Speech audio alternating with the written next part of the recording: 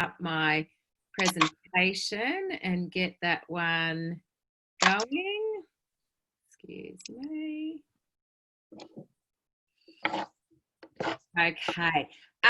Well, hello. And firstly, thanks so much for joining me in this session to find out about how to do more marketing with less spend. Firstly, I'm coming to you from Port Macquarie in regional Australia, and I would like to acknowledge the Biripi people as the traditional custodians of this land, and also recognise their continuing connection to land, waters and cultures.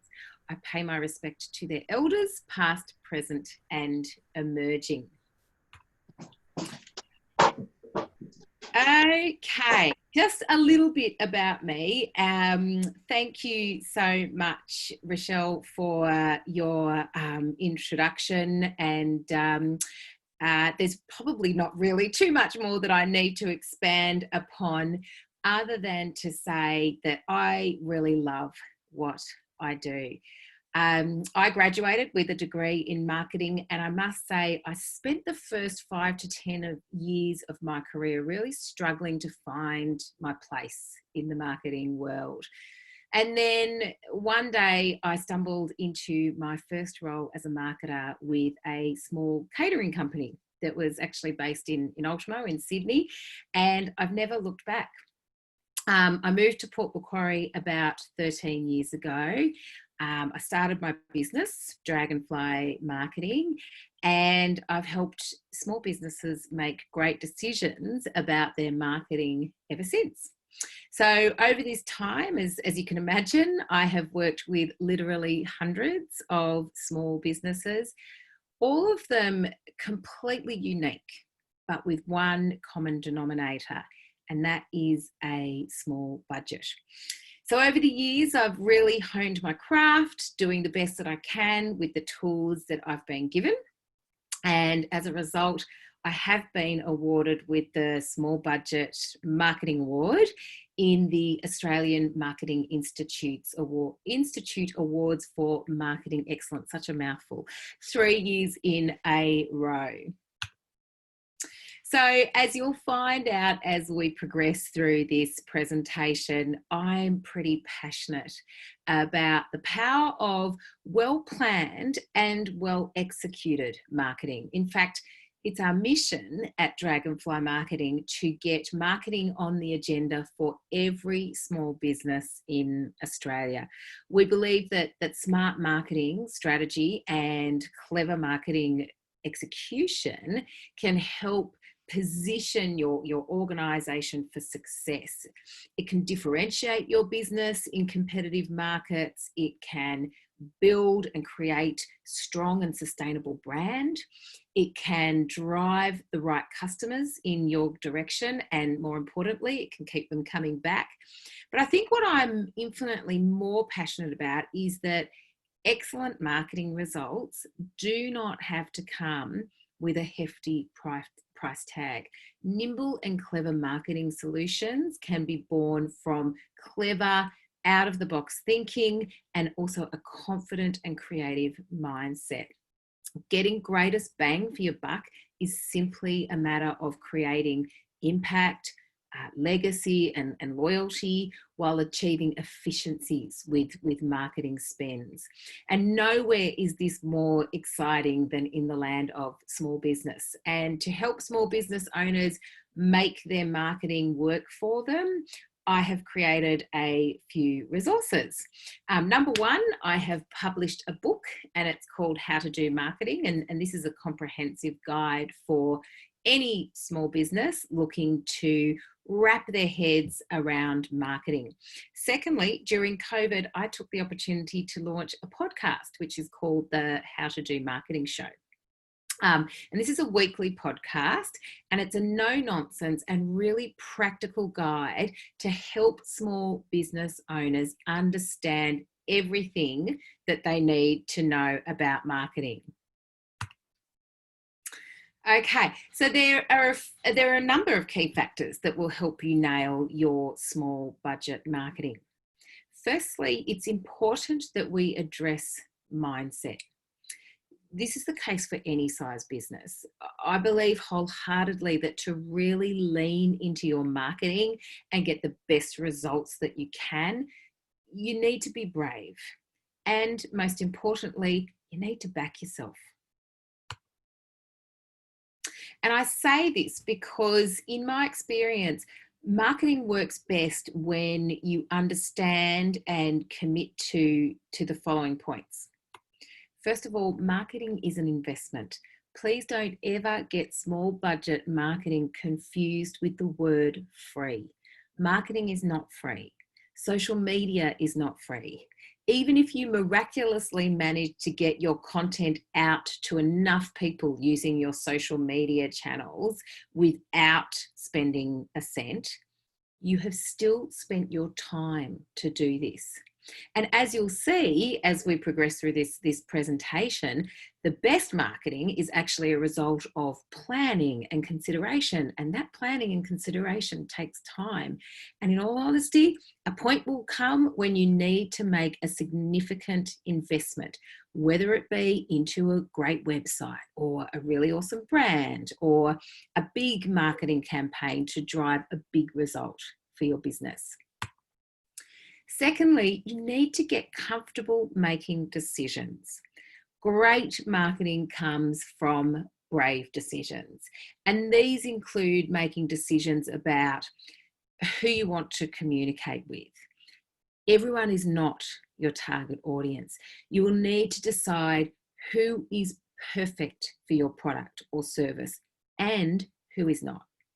You'll need to decide on what to prioritize. If we only have limited funds, then we need to have a laser focus on what we want to achieve. And the best marketing actions that will actually help us achieve that. You may have to decide to focus on just one social media platform, for example, and you personally may love Instagram, but if your target audience doesn't, then you actually have to make the decision that is right for your business and not for you personally. Okay, so thirdly, lean in. Over the years that I've noticed with all of the businesses that I've worked with, the businesses that have achieved the best marketing result are the businesses who just go all in on their marketing. So not only does the business leader commit to the marketing, but they encourage and they excite like their whole team to get behind it. Your marketing will not reach its potential if there is just one champion of this in your business and then a whole lot of people who don't believe or don't cooperate and most importantly who don't back up the promises that your marketing is actually out there making. Lead with passion. Passion injects an energy like no other into your marketing. If you are passionate about your business, then show it. Let that come through in your words and your videos and your images. Passion is infectious. We love it when we can see how, passionate brands and the founder of businesses and employees who work for businesses. And we love to see how passionate they are about what they do. Don't be afraid to show this. Finally, commit to consistency. Marketing works best when you deliver a consistent and persistent presence to your target audience. Marketing doesn't work that well when you only work on it when you have the time or when sales are slow, because it takes time to move people from becoming firstly aware of your business to getting to them to actually then like and consider your business, and then finally convincing them to actually buy from your business. This takes time. So when your marketing only turns up for 2 months of the year and then you drop out of sight for the remaining 10 months of the year, the 2 months of marketing ends up largely being a complete waste of time and money. Honestly, you will be forgotten about the day that you fail to show up. Consumers have way too much information flowing through social media feeds to remember businesses that are not front of mind and ever present. Okay, so the next key factor to creating high impact campaigns on a small budget is smart strategy. So when you don't have much money to spend on marketing tactics, you need to have a laser focus on what marketing you invest in, which channels you invest with, and exactly which people you choose to invest in communicating with. So your marketing strategy certainly does not need to be complicated, but it does have to be considered. This is actually the one area where I recommend that businesses invest as much time and resource as they can. A solid strategy honestly provides clarity for creative. It outlines the problem of which you can then create your solution. With any marketing strategy, I'm actually looking for a very specific intersection. So we're in business, right? So as a business, we need to drive revenue and profit. So our 4 Ps of marketing: product, place, price, and promotion, they need to add to the financial value of our business. And then there's our customer. They will not buy things from us if we do not represent value. So it's the job of your marketing to make sure that you communicate exactly how you will deliver this value. So the intersection our marketing needs to operate in is where company value and customer value align. So, what are the key elements of a marketing strategy? First of all, we need to look at your objectives. With a small budget, you certainly can't afford to be chasing multiple business objectives. I know it's tempting, but choose one or two and then determine exactly what success looks like for that objective. So, is your business objective to gain market share? Are you looking to expand into perhaps different geographic regions? You might be looking to increase your profit margins, or are you trying to maximize your existing resources and increase your productivity? Once we understand where the business is trying to go, we can then match the marketing objectives. So then if we decide that, say, for example, you are looking to expand geographically and increase visibility, then we will be looking to use certain marketing activity to increase your reach and communicate to new audiences about what it is that you actually do and what makes you different. If, on the other hand, you are looking to decrease expenses, one of the marketing objectives that we might look to is decreasing the cost of acquisition of your marketing spend. So that means we look at how we can spend less marketing dollars to get each new or existing customer to buy from us. So then we'll define some hard goals. Like this might include goals for your website traffic or your social media engagement or click-throughs to a certain page on your website and so on. The goals and objectives is such a hugely important part of the marketing process, because how will we ever know if our marketing investment has been successful if we don't know what success looks like in the first place? So your target audience, again, with a small budget, you definitely can't afford to make the mistake of trying to appeal to everyone. No way. Even if you do have the cash, it's just lazy to do that. Your business is not for everyone. Small budgets require you to be very picky with which customer you choose to serve. It's so important to get the right customer. We can't afford to talk to people who are never going to be interested, or who we risk being indifferent or ambivalent towards our brand.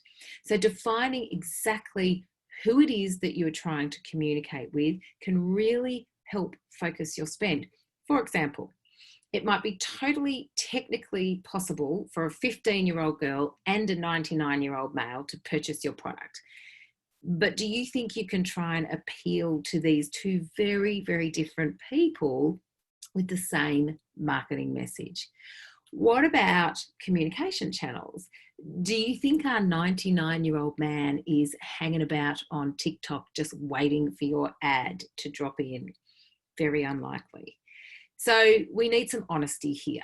Who is most likely going to respond to your messaging? Who is most likely going to honestly value what you sell? And we want to appeal to those people. So we need to find out who these people are and how we can help solve their problems. Thirdly, your value proposition. Once we know enough about our specific target audience, we can start to create messaging around the value that our business will bring to them. So we may sell product X, but what's in it for the customer? Why should they buy your product over your competitors? Why should they part with their hard-earned money? What value will they get in return? Number 4 is creating your marketing magic. This is the bit where we get to have some fun. And in a minute, I am actually going to show you how we created some marketing on a shoestring budget for 2 of our award-winning small budget marketing campaigns. Finally, measuring and optimizing. There is absolutely no point in setting goals and objectives if you are not going to measure if you have achieved them. So we've developed a pretty rigorous but quite simple measurement system that we use with our clients on a monthly basis. Because when you only have a small amount to spend on your marketing, it's really imperative that you understand if the dollars that you are spending are actually bringing you a return. So the third factor in creating high impact marketing campaigns is that creative and innovative thinking is completely free. Having now worked with small budgets for quite some time, I've realized that creative, innovative, and effective marketing doesn't have to come with a hefty price tag. In fact, there's something about being thrifty that I think can start really clever ideas. Personally, it provokes the competitive side in me. You know, money can buy you millions of eyeballs. If you throw enough dollars at copious numbers of high visible billboards, if you book enough 30-second TV ad spots, or if you invest in repetitive and prolific radio schedules, if you do blanket direct mail campaigns, or, you know, post hundreds of social media posts, you know, book huge print ads, of course your marketing is going to be seen. But will your marketing create impact? Will those eyeballs be engaged with what they see? Will they be compelled to act, or will your marketing be just another piece of information that's honestly glazed over by our way too stimulated brains? Let's face it, there's so much lazy marketing and advertising to look at. But average creative mixed with an impressive media spend is actually just a really expensive marketing strategy. So to demonstrate how we've managed to use creative thinking to create high impact marketing campaigns on a quite teensy budget, I'm going to talk you through a couple of award-winning small budget marketing campaigns. Okay, so the first campaign is about an event marketing campaign that I hold very dear to my heart. And I worked on this for several years. It's called Tastings on Hastings. So the Tastings on Hastings was a fabulous food and wine festival, and this united our whole community as we celebrated the best culinary experiences from the mid-north coast region of New South Wales. So it was held in October every year, and it started in 2002.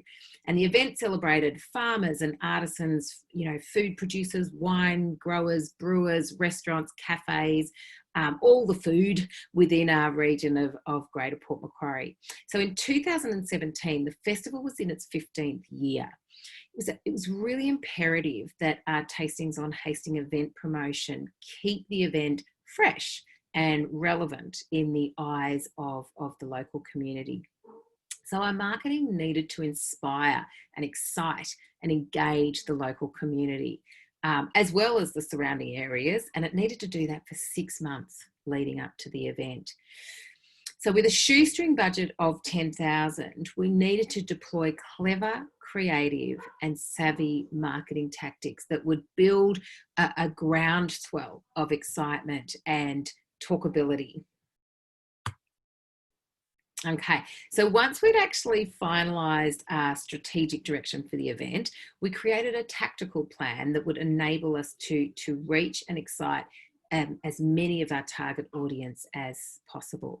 So to ensure that we maximised our reach and engagement for this campaign, we identified 3 crucial ingredients. So we needed to give people a reason to talk about the Tastings on Hastings Festival.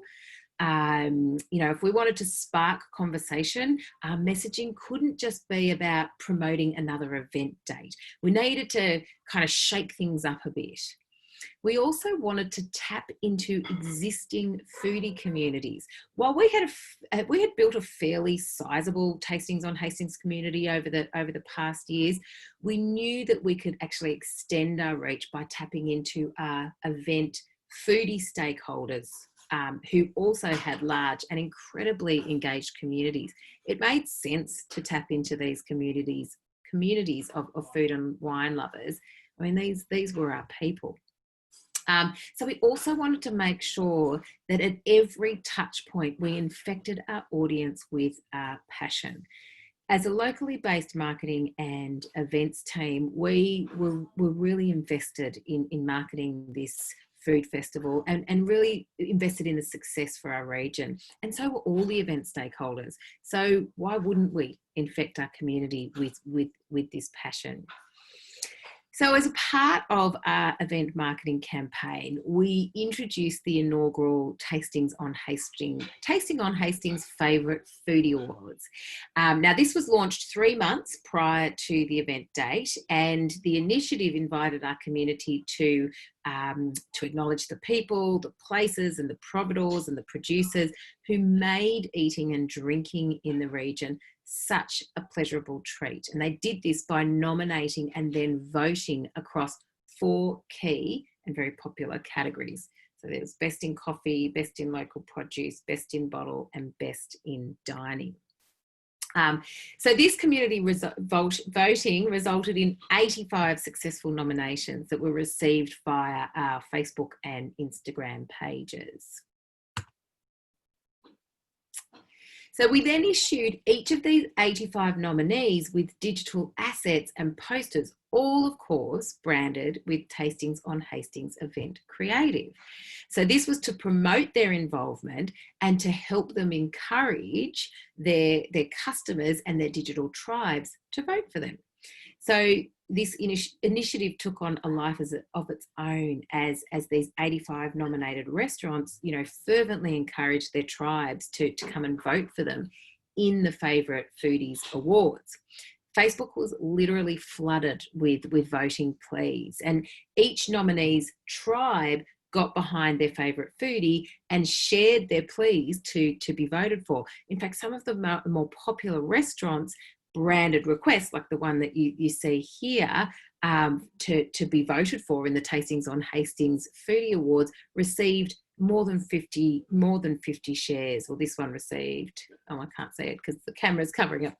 So, and when the results were announced, our community celebrated and embraced the success of their favourite foodie. So this post was just one of the many that we shared. It captures the sheer joy and excitement of one of our winners, and it's these moments captured that infect an audience with passion. So the post pictured here was boosted for just $12, and you can see it reached close to 12,000 people, had close to 500 likes and over 200 shares. This was a great demonstration of the passion and the pride of a community getting behind their favourite foodie. So the Favourite Foodie Awards proved to be one of the most effective forms of promotion for that 2017 Tastings on Hastings Festival. It was a major contributor to our total Facebook reach of 230,000 people or over that. But it not only engaged some of our kind of major stakeholders to spread the message out to their communities, but it got the community, including all the major media, talking as well. So the second case study demonstrates the power of storytelling with video, and it features a business called Men at Work.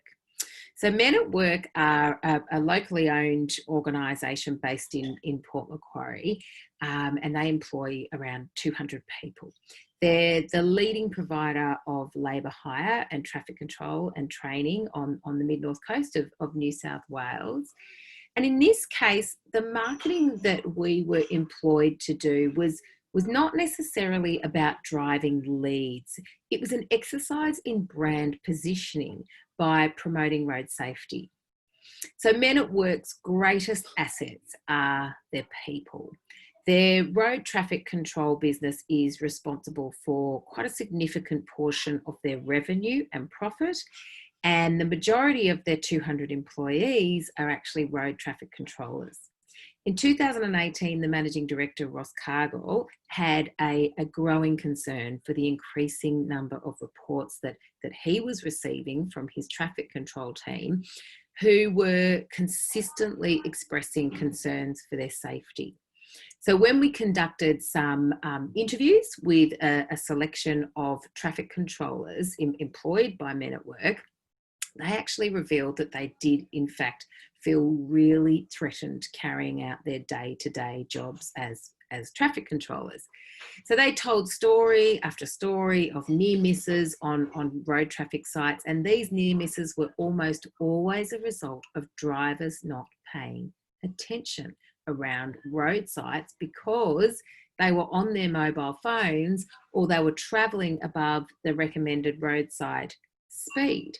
So there were several incidents where the traffic controllers had actually had to jump into the verge on the side of the road because an out of control driver, on their phone has missed all of the slow down signs and just hurtled through the site at dangerous speeds.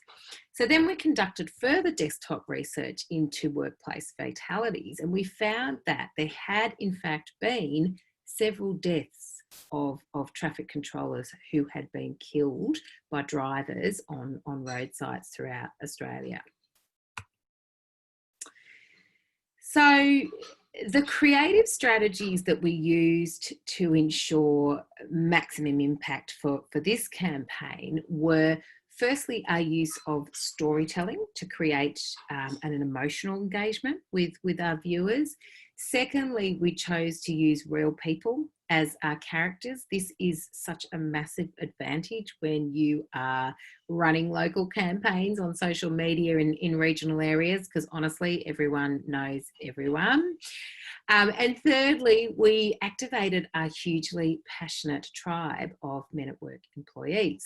So for this campaign, we decided to focus on a story that we thought many drivers would relate to. So instead of telling people about the risks resulting from unsafe driving around roadwork sites, we decided to humanise our traffic controllers and demonstrate that they were people with families and lives to get home safely to, just like our audience. We wanted our audience to really connect and empathise with the genuine fear that Men at Work traffic controllers had for their safety on work sites. So to do this, we chose a well-known and much-loved traffic controller, and his name's Steve, to be the main character of our video. And we figured that our videos would be kind of more authentic and fervently embraced and shared by the Men at Work staff and their family and their friends if we actually use a familiar and a friendly face. So in order for our audience to appreciate Steve as more than just a traffic controller, we also chose to feature Steve in the role of father to his 3 beautiful daughters. Okay, now let me just start this video. I'll show you the video that we came up with. Hopefully you guys can hear it. roadwork sites can be pretty dangerous places, and it is our job to make sure that they are safe. Drivers not paying attention, on their phone or they're texting. Sometimes people drive too fast. That scares us. We're trained to deal with situations like that, but it's still us up against a moving vehicle. If I had to ask drivers for one favour, it would be just to slow down and to always pay attention. The best thing about my day is coming home to my girls. They are the reason I do what I do. I want to make sure they have every opportunity in life. When there's roadworks, take it slow and leave the phone alone. We just want to make sure that everyone gets home to their families at the end of the day.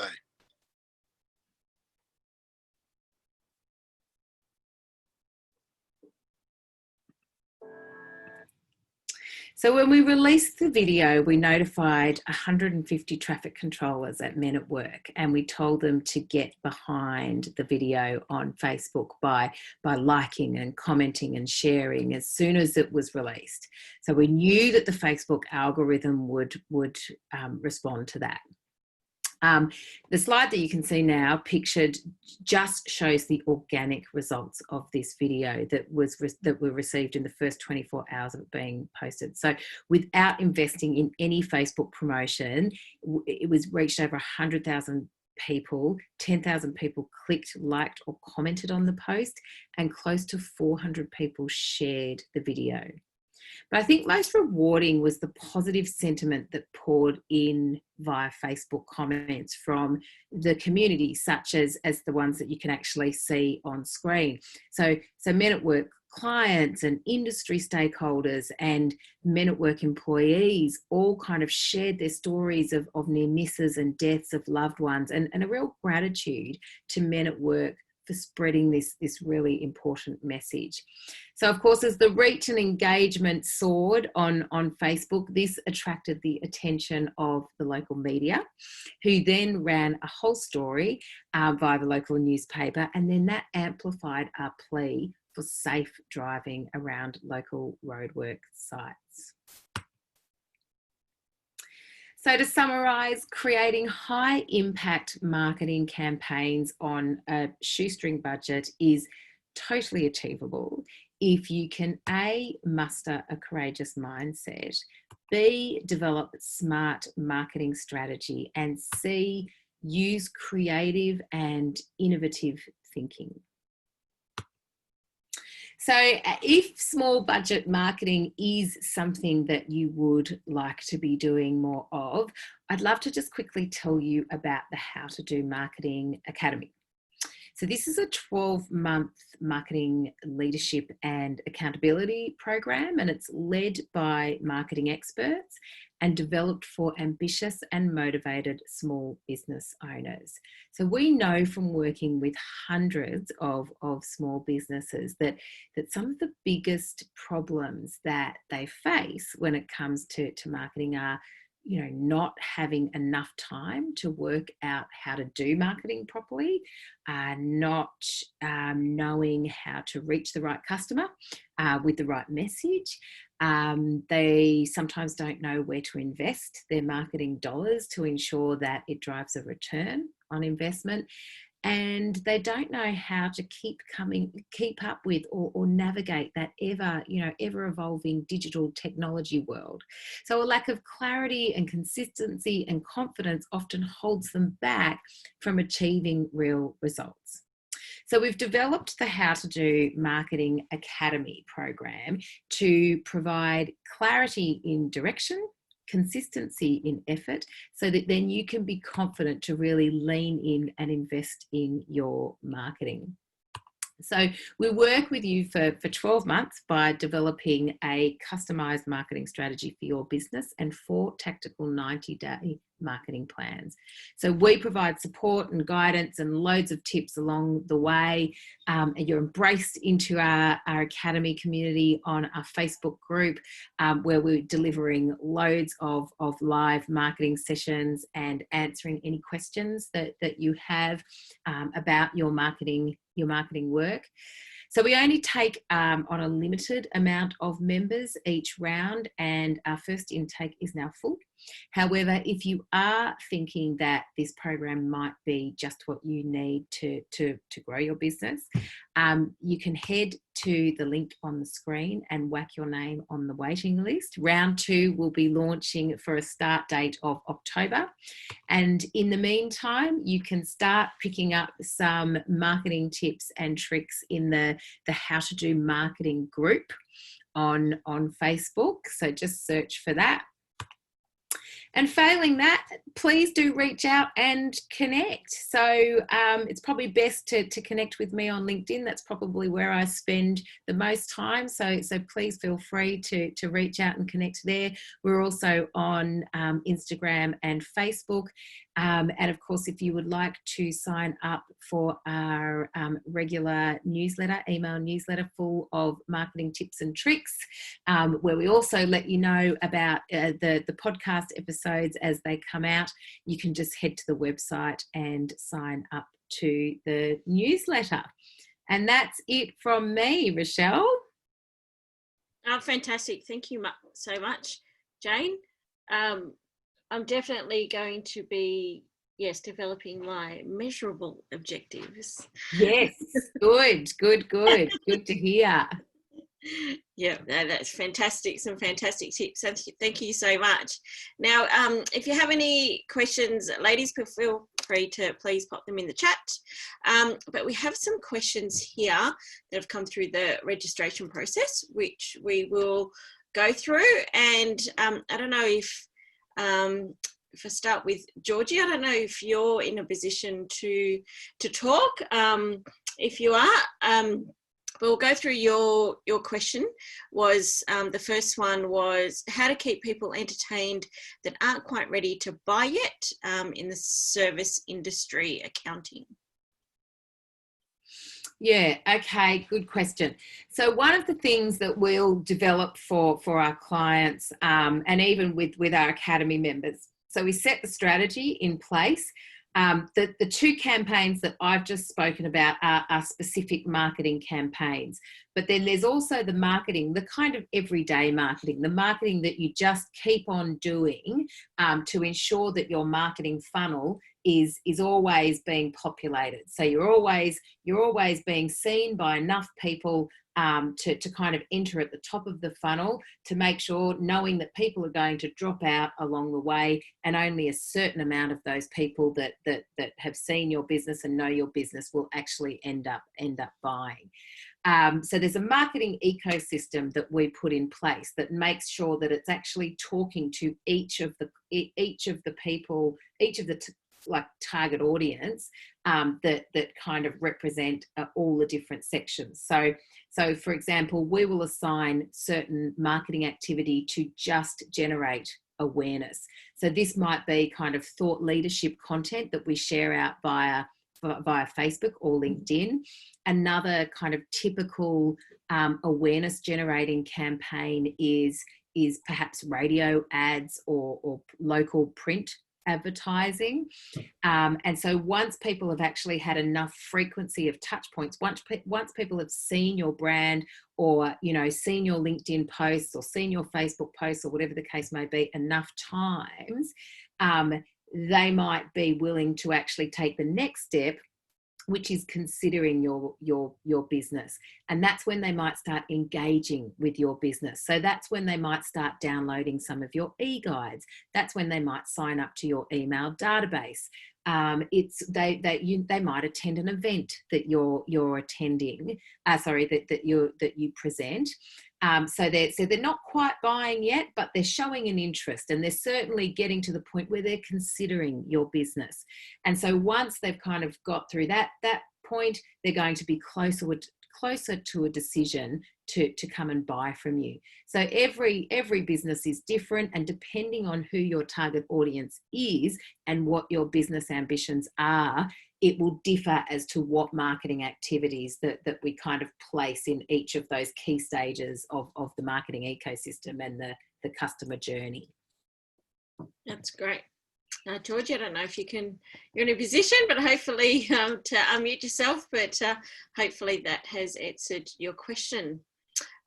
Okay, then we have Camellia. Oh, hi, Camellia. The question was, I think you've answered this one at the start. How did you start your business? Oh, yes. When I moved to Port Macquarie, but the extension on that was I certainly didn't come here with the ambition to start a business. I fell into it. I moved to Port Macquarie and saw that there really wasn't that many people who were actually working in the marketing space. So I guess identified that there was a bit of a demand for it. And I'd been previously working with another marketing consultant in Sydney who was doing a very similar thing to what I do now, where she was, the outsourced kind of marketing consultant for smaller businesses. And so I thought, well, why don't I just do that in Port Macquarie? And that's where it started. Excellent. Okay, now Tracy's question, or the magic number question. How much should a small business be paying for marketing? Yeah, and that's that there is no magic number to go with that, but there are a couple of percentages that I can guide you with. So industry kind of benchmarks for that across industries are that if you are at a stage where you have quite ambitious growth goals. So if, say, for example, you are a startup and you're looking to mobilize an immediate kind of big revenue flow, you're going and no one knows about you and you've got no brand presence, you're actually going to need to invest a lot more than perhaps an established business that's been running for a while, has the website, has the brand, has the business cards, has all the kind of foundations. But even if you're an established business, you might go, well, we want to actually take the business from here to here. That's what we would call kind of ambitious growth goals. So you're looking at about a 10% of your projected revenue. So whatever revenue that you're projecting that you're going to make over the next 12 months, allow for 10% of that to go towards marketing. If you are an established business that knows and understands that in order to kind of keep your market share and keep your business kind of flowing and attracting enough new people coming into the top of your funnel to spit out enough people who will actually come and buy from you, you might not need to spend such a high percentage. So you could probably base it on depending on the business, maybe say 3 to 5% of that projected revenue. So I think for marketing to be really effective, it does really pay to be across the key numbers of your business, not just the marketing numbers, but the key financial numbers of your business, because any investment that you make into your business, you need to understand how that impacts your bottom line. Marketing is ultimately something that should drive you a return. So marketing should not be seen as an expense. You spend money on marketing, but it should be making you money. So it's important to understand, if we're spending that 5%, well, what's the return that we can get?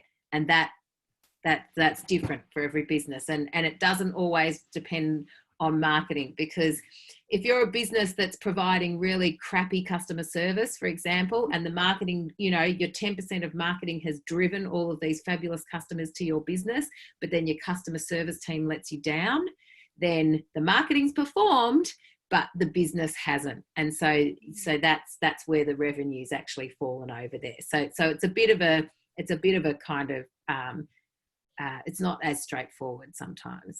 Yeah. Okay, next one was, is paying for online directory profiles, e.g. yellow pages, local search, etc., worth the money or a waste of money? A waste of money. So there's a couple of things to consider here. So a lot of the salespeople, these directories employ some pretty impressive salespeople who like to instill fear.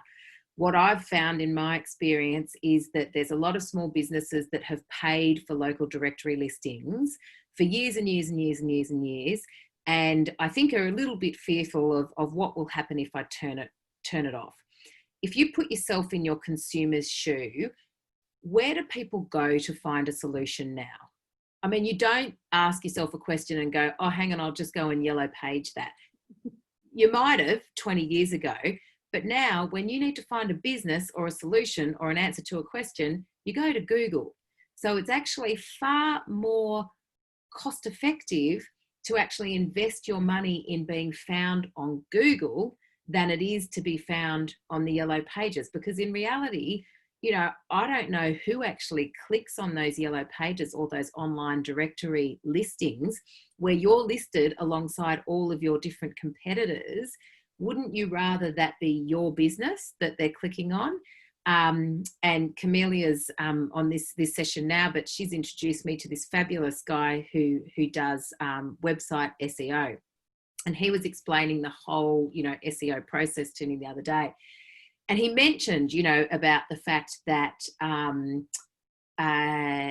one of the things that they do in SEO is actually add backlinks. And some of those backlinks to your site will be those big directory sites.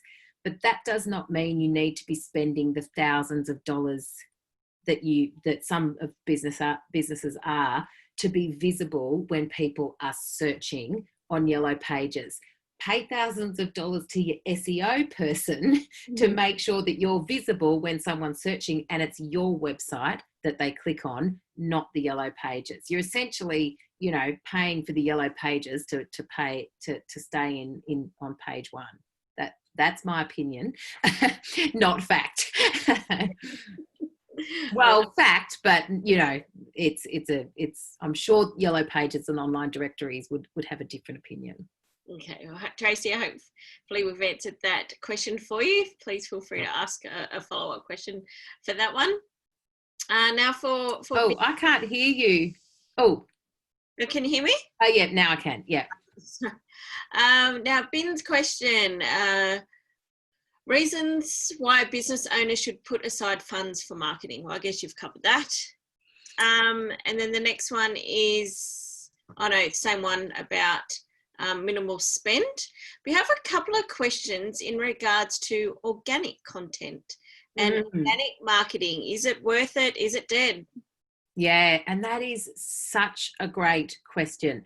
Now, I'm going to assume here that by organic, you mean organic marketing within social media channels. So not paying for posts to be seen.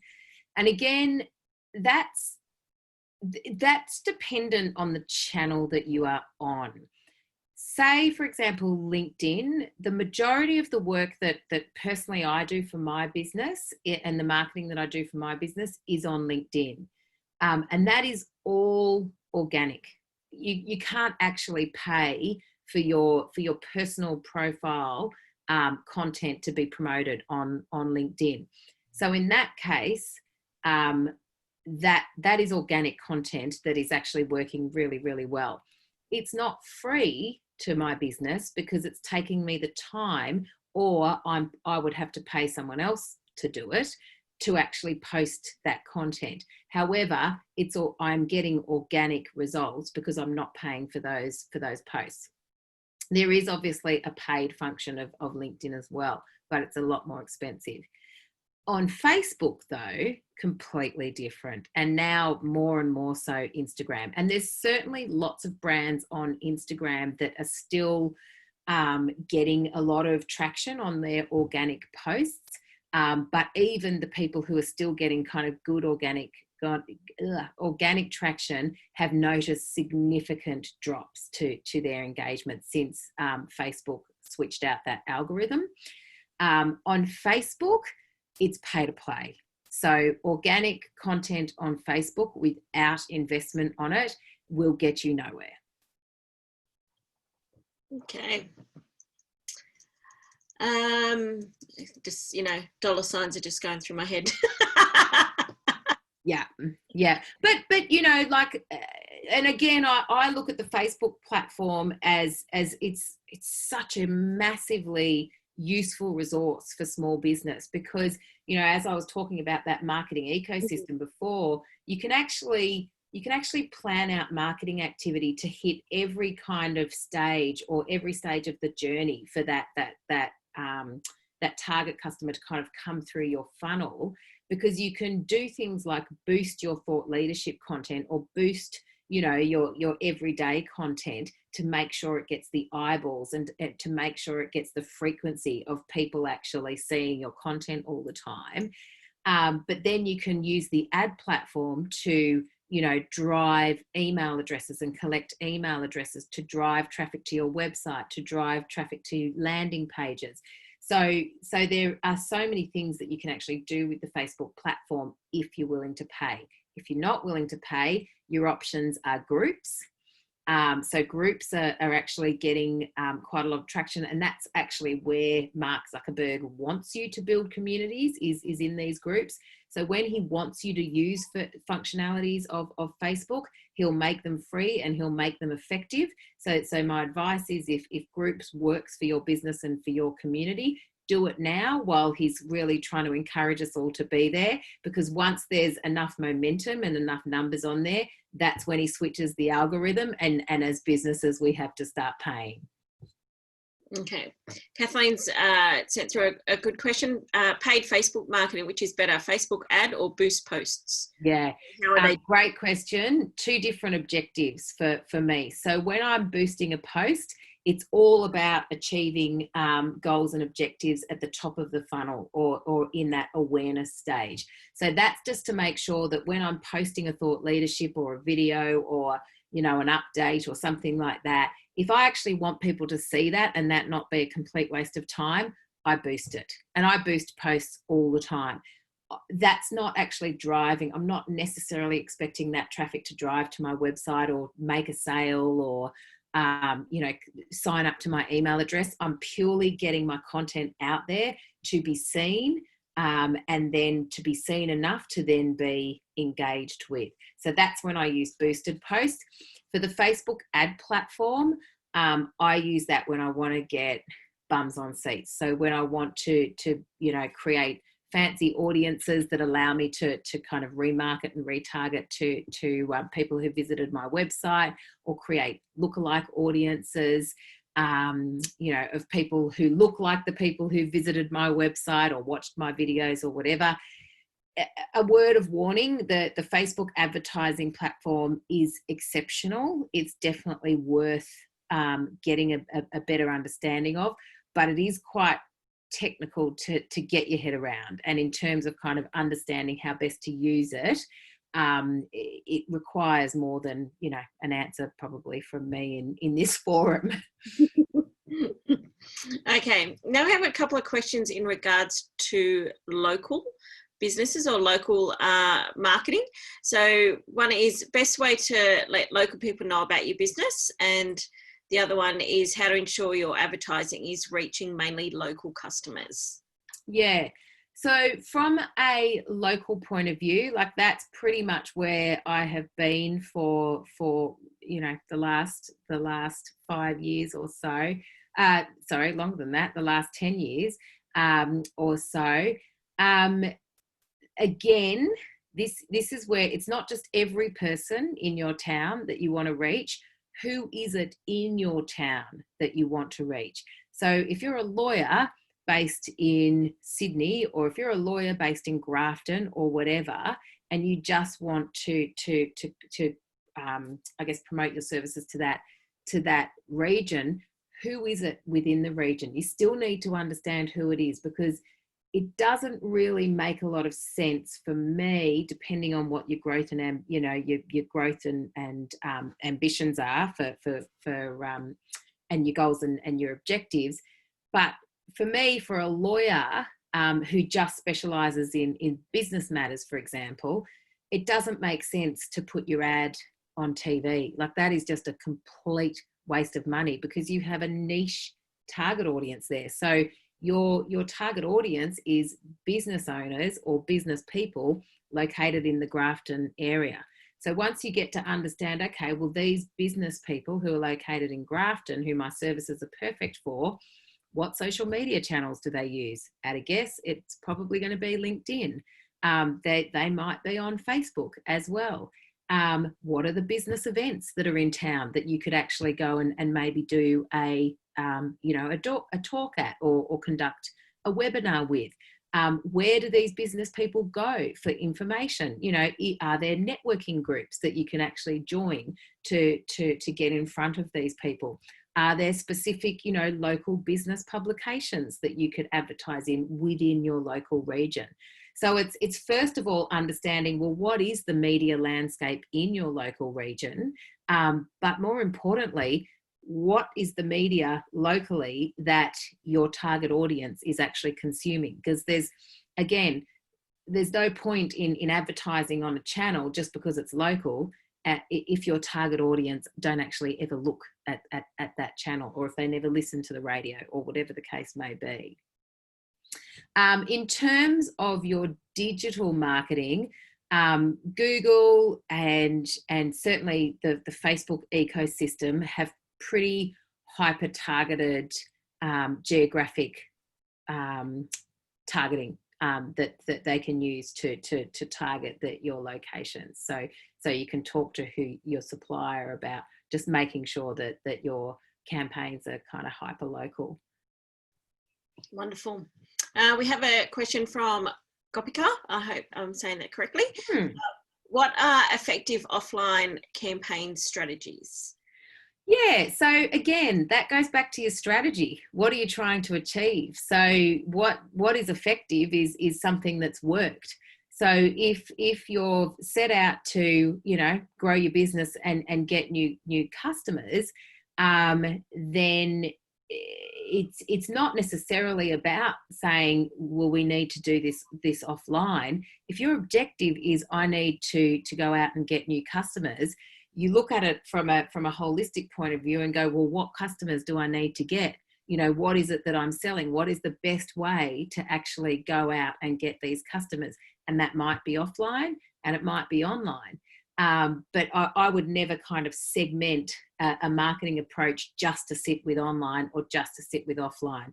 I take it back to the bigger picture question of what's the problem here and how can we solve that? And that, to be honest, for local marketing, for regional marketing, usually actually involves a mixture of online and offline. I think too, something to consider with offline is if you have a mass market. So if you are like a business to consumer company, and there's a lot of people, say for example, Tastings on Hastings, we had to get 20,000 people to that event. So we're going to go out to a pretty broad section of the community. So that's when we're using offline and online. So we're using, radio, we're using print, we're using TV. And again, we're just kind of working out the dosages based on our budget. But all of those channels can be effective if your target customer consumes them, and consumes those channels, and if you've got the right message. Wonderful. Okay, well, that's all the questions I have that's come through. If anyone else would like to ask a question, please feel free to unmute yourself. No problems, Gopika. No, I think we've answered everyone's questions, I think, which is... They were great questions, really great questions. Yeah, they are. Yeah, very good questions. So thank you, Jane. Thank you so much for tonight. That's wonderful. It's, it's really made us, think that, you've got to make sure that your back end's, sorted and don't just expect, marketing to... This magic wand. That's right. It doesn't happen by itself. That's right. It doesn't happen by itself, and it doesn't happen for free, but there's certainly lots of things that you can do to make sure it's cost effective. Yeah, wonderful. Now, remember, I just want to remind everyone should have received an email in regards to our Positive Outlook survey. If everyone could please fill that out and answer that. Only takes 2 to 3 minutes, and that will help us to help small business women in Australia moving forward and to get an idea of where everyone is in the current economic environment. And thank everyone for being part of Small Business Women Australia, being part of the group. We have over 2,500 people in the group now, which is just fantastic. So please feel free to ask any questions, ask advice in the group. Everyone is here to help you there. So I will sign off and thank everyone for joining us. Have a good night. And thanks, Jane. And we'll see you at our next Skill Up webinar. Thank you. Thanks, everyone. Thanks for having me. Thanks.